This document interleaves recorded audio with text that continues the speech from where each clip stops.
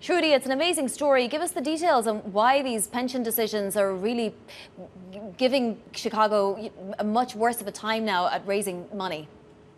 So Chicago already is facing what early estimates indicate is a $1 billion deficit in 2026.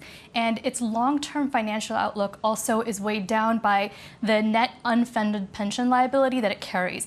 Now, this new pension law that was just signed by Governor Pritzker last week potentially adds another $11 billion to a roughly $36.5 billion long-term liability that the city carries for its pensions. Yeah, it's a little terrifying, right? Because you always have the specter of Orange County, in the back of your mind. How close is Chicago to defaulting, or parts of Chicago? Oh, no one is, saying that that's the case. But right now, what's happening is that the city has a deficit that it's trying to close for 2026. So what this does is potentially adds to those costs. And the question is, how is the city going to raise additional revenue to pay for these long-term costs? The city has been ramping up its pension fund contributions over the last several years. But this just adds strain at a time when the city is facing winding down federal pandemic aid and questions about what federal funding is going to look like going ahead.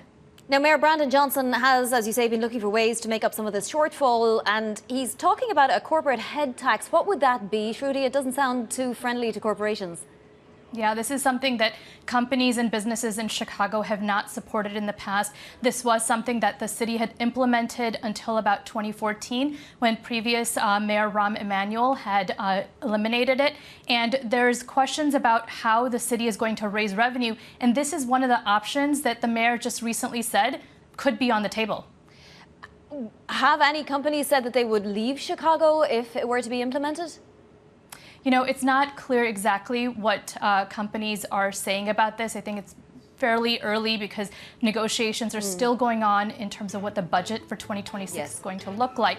But in the past, this was not a popular factor in the business decisions.